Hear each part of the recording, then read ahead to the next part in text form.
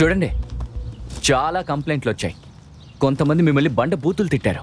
పరిస్థితి దారుణంగా మారిపోయింది. చాలా మెయిల్స్ కూడా వస్తున్నాయి. ఇది మన ఓటర్ల మనసుని బాధ పెడుతుంది, అర్థమైందా?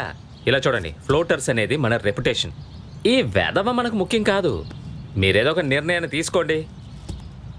నేను తనతో చాలాసార్లు చెప్పి చూశాను, ఆ పనికి మాలిన కోచ్ని పనిలోంచి తీసేయని. వినిపించుకుంటే కదా. అది కాదని మెంబర్ అయితే ఏమైందిరా? ఫ్లోటర్స్ లో మెంబర్ అవడానికి కొన్ని వేల మంది డబ్బు ఇవ్వడానికి సిద్ధంగా ఉన్నారు తెలుసా? ఆ చెత్త యాదవని పనిలోంచి తీసేయి. వాడు ఉన్నంత వరకు సమస్యలు ఎక్కువ అవుతూనే ఉంటాయి. ఏంటి, అంతే కదా? అయితే ఏం చేద్దాం ఇప్పుడు? నోటీస్ ఇద్దాం, ఇంకేం చేయక్కర్లేదు. Floater swimming work shop, Indian famous swimmer పేరు అందులో వేయి. చూడు ఆకాష్, ఇప్పుడు ఈ కేసు చాలా క్రిటికల్ గా మారిపోయింది. పబ్లిక్ పోలీసుల్ని ప్రశ్నించడం మొదలు పెట్టారు. అలాగే ఈ కరుణా సింగ్ ఉన్నాడే, వాణ్ణి మనం ఏమాత్రం నమ్మలేం.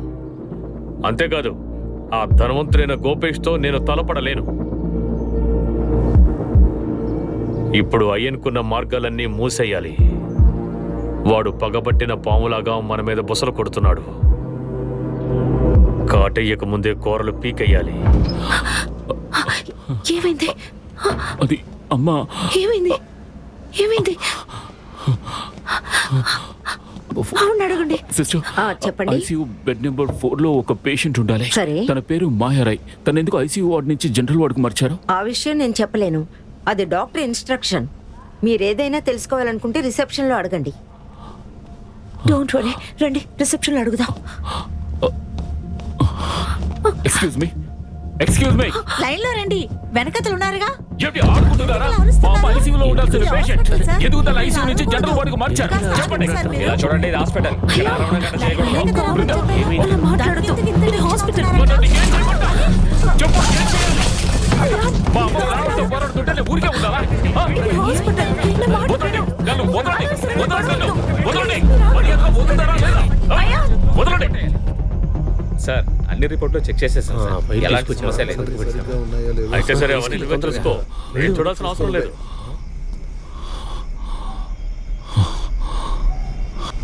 చూడండి ఎమ్మెల్యే గారు, మీకు బాబాయ్కి సమస్య నేరు.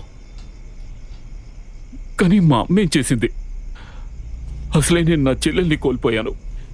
ఇప్పుడు అమ్మను కూడానా? అరే, అసలు ఇప్పుడు ఏం జరిగింది చెప్పు. అమ్మకి కీమోథెరపీ ఇవ్వాలి, కానీ ఇవ్వడం లేదు. తన ఐసీయూ నుంచి జనరల్ వార్డుకి షిఫ్ట్ చేశారు. ఈ విషయం స్టాఫ్ కి తెలీదు, డాక్టర్ కి తెలీదు. ఎందుకు ఇలా ఆడుకుంటున్నారు? ఏదో ఒకటి చెయ్యండి. నీకు అసలు మొత్తందా? అరే, నేనేమైనా హెల్త్ మినిస్టర్నా? ఇలా చూడు, నువ్వు మీ అమ్మ గురించి నా దగ్గరికి ఎన్నోసార్లు వచ్చావు. వచ్చినప్పుడల్లా నేను నీకు సహాయం చేస్తూనే ఉన్నాను. ఖర్చులకు డబ్బు కూడా ఇచ్చాను. Thank you so much. మీరు ఇంతవరకు చేసిన సహాయానికి ఎంతో థ్యాంక్స్. కానీ ఈసారి ఎందుకు ఇలా చేస్తున్నారు? నా కోసం ఒక్కసారి ఫోన్ చేసి చెప్పండి చాలు. సరే, మీకేం కావాలి? నేను ఇప్పుడే నా ఉద్యోగం వదిలేస్తాను, రిజైన్ చేస్తాను. బాబాయ్, బాబాయ్, కొంతకాలం వెయిట్ చేయండి. అమ్మ ఎంతో కాలం ప్రాణాలతో ఉండదు. ఆ తర్వాత మీరు ఆ ఇంటిని ఏమైనా చేసుకోండి, నాకు అవసరమే లేదు. ఇలా చూడండి గోపు, అనవసరంగా మీ కుటుంబ సమస్యలోకి నన్ను మాత్రం లాగొద్దు ప్లీజ్. మీరు హాస్పిటల్ కట్టాలనుకున్నారు, సరే, ఆ ఏరియా వాళ్ళు బాగుంటారు కదా అని నేను దానికి ఒప్పుకున్నాను. కానీ ఇప్పుడు మీ అన్నయ్య కొడుకేమో నన్ను అంటున్నాడు. తప్పుగా అనుకోవద్దు, ఇది మా రక్తంలోనే ఉంది. మా నాన్న అంతే, మా అన్నయ్య అంతే. అందుకే ఇదంతా. నేను అలా ఉండలేను. బాబాయ్, మా అమ్మ తన తుది శ్వాస ఇంట్లో వదిలిపెట్టాలని కోరుకోకుండా ఉంటుంటే నేనెప్పుడో పైపోసి మొహం మీద విసిరి కొట్టుండేవాణ్ణి. అలాగా? అయితే ఓ పంజి, ఈ పేపర్ మీద మీ అమ్మ దగ్గర సంతకం తీసుకురా, అన్నిటినీ సరిచేద్దాం, సరేనా? నేను ఇప్పుడు వెళ్ళిపోతున్నాను, మళ్ళీ రావడానికి లేట్ అవుద్ది. నేను వెళ్ళడానికి ముందు నీకు 2 BHK ఫ్లాట్ ఒకటి కొనిపెట్టేసి వెళ్తా. తర్వాత వీడి కాంట్రాక్ట్ ని మీరు రెన్యూ చేయండి. తర్వాత వీడు ఎంత డబ్బు అడిగితే అంత డబ్బు ఇచ్చేయండి, ఎందుకంటే వీడే మా కుటుంబ గౌరవం. బాబు, నువ్వు చాలా పెద్ద ఛాంపియన్వి, అందులో నువ్వు ఫ్లోటర్వి. వెళ్ళి సంతకం పెట్టించుకురా. దీనివల్ల నువ్వు బ్రతుకుతావు, మీ అమ్మ బ్రతుకుద్ది.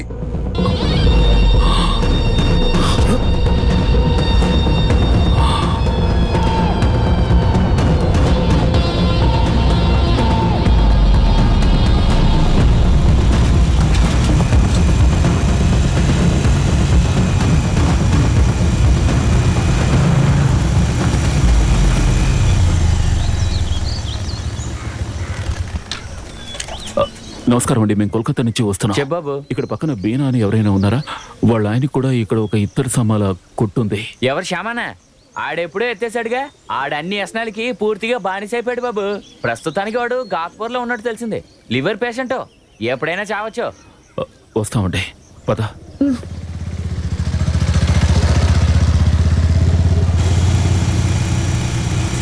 ఏంటి పని అవ్వలేదా? లేదు సార్, అన్ని ఏర్పాట్లు చేసేసాను సార్. అరే ఏంటి వింతగా ఉంది, ఏంటండి ఇలా వచ్చారు? మీరు కోల్కతాలో సంతోషంగానే ఉన్నారని తెలిసిందే, ఇక్కడికి ఎందుకు వచ్చారు? నేను ఇక్కడ సంతోషంగానే ఉన్నాను. మంచి గాలి, మంచి ఏరియా, మేము సంతోషంగా ఉన్నాం. కానీ మీరు సిటీలో ఉండి కార్బన్ డైఆక్సైడ్ని బయటికి పంపిస్తూ ఉన్నారో అనుకోండి, మరి మేము ఎక్కడికి వెళ్ళాలో చెప్పండి. మీరేమిటి ఇక్కడ? అంతా నీ చలవేనయ్యా. మీ బాబాయ్తో నువ్వు సంతోషంగానే ఉంటున్నావు కదా. ఆ చెత్త నా కొడుకు ఎమ్మెల్యే ఉన్నాడు కదా, వాడు నాకు ఆఫ్ పెట్టి ఇక్కడ పంపించాడు. ఒక ఎల్లో కార్డు నా చేతిలో పెట్టి కలకట్టా నుంచి ఇక్కడ మార్చేశాడు. అంతే, ఏం చేయాలి? ఆది పోలో కనపడడం లేదేమిటి? నువ్వు అసలు భయపడవా? హ్మ్. నీ ధైర్యాన్ని చూపించే నీ చెల్లిని పోగొట్టుకున్నావు. మీ అమ్మ కూడా చావు బతుకులో ఉంది. వస్తాను. ఉండు బాబు, ఒక నిమిషం ఉండు. అంత లోపలికి అవసరం ఎందుకయ్యా? బీనా అడ్రస్ నీకొద్దా?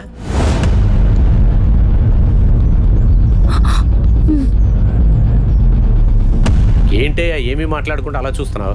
నువ్వు ఇలా ఉండటం చూస్తే నాకేదో ఆశ్చర్యంగా ఉందయ్యా. ఇప్పుడు నువ్వు నా విరోధి కాదయ్యా. నువ్వు ఎప్పుడు కావాలన్నా వచ్చి ధారాళంగా నన్ను చూడదు. అది మట్టుకు కాదు, నువ్వు ఎప్పుడు ఇక్కడికి వచ్చినా వెంటనే నాకు తెలుస్తుంది. అందుకనే కదయ్యా మొబైల్ అని ఒకటి చేతిలో పెట్టుకుంటున్నావు. అది ఎందుకో నీకు తెలుసా? అదే నువ్వు ఈ ఏరియాలో ఏం చేస్తున్నావో నన్ను చూడమన్నారు. అలాగే నిన్ను ఎలా గమనించుకోవాలో కూడా చెప్పారు. నిన్ను జాగ్రత్తగా చూసుకోవాలి. మరెందుకు డ్రామా ఆడుతున్నారు? దానికి కారణం ఆ ఎమ్మెల్యే, ఆ కౌన్సిలర్, ఆ చెత్త నా కొడుకు. అదే నా సీట్లో కూర్చున్నాడా కరుణా సింగ్ గాడే కారణం. వాళ్ళు నన్ను సులభంగా విసిరి పడేశానని అనుకుంటున్నారు. వాళ్ళు ఇష్టానికి ఆడదాం అనుకుంటున్నారు. వాళ్ళని ఆపటానికి ఎవరున్నారు అసలు? లక్షల స్టేషన్లకు మామూలు ఇస్తున్నారు. నెల నెల జీతంలాగా వెళ్ళిపోతుంది. అప్పుడు నన్ను ఏం చేయమంటావు చెప్పయ్యా? అందుకే ఉన్న పనులని వదిలేసి ఆ చెత్త నా కొడుకు ఎన్ఆర్ఐ గోపేష్కి కాపలా కుక్కగా ఉంటున్నాడు. బీనా ఎక్కడుంటుందో మీకు తెలుసుగా? ఇన్నాళ్లుగా నన్ను నేనే సరిగ్గా అర్థం చేసుకోలేదయ్యా. కానీ ఒక విషయం చెప్పనా? నీ చెల్లెలు ముఖం ఉందే, సారీ, అది నేను టీవీలో చూసి బాధపడ్డానయ్యా.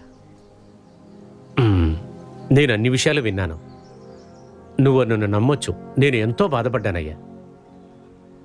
నీ చెల్లులాగే నాకు కూడా 18 వయసులో పిల్లోడు ఉన్నాడు. వాడి పేరు ఆజో. వాడు చాలా వైలెంట్గా నడుచుకుంటాడు. వాళ్ళ అమ్మగారిని కొడతాడు, గాయపరుస్తాడు, తన జుట్టు పట్టుకొని పీకుతాడు. నేను ఎన్నోసార్లు ఆ దేవుణ్ణి వేడుకున్నానయ్యా, ఎందుకు అయ్యా నన్ను ఇలా బాధ పెడుతున్నావని. అలాగే ఒకరోజు తేనెటీగని పట్టుకుంటానని మేడ మీద నుంచి కింద పడి చనిపోయాడయ్యా. పడిన చోటంతా రక్తం. వెంటనే నేను వాడి దగ్గర పరిగెత్తాను. వాణ్ణి పట్టుకొని బాధపడ్డాను, అరిశాను, ఏడ్చాను. నాన్న అనే పిలుపు తప్పితే వాడు ఇంతవరకు నన్ను పిలవనే లేదు. ఆఖరిగా వాడు నా ముఖం చూసి ఏం చెప్పాడో తెలుసా? బాబీ, అమ్మా, నాన్న అని.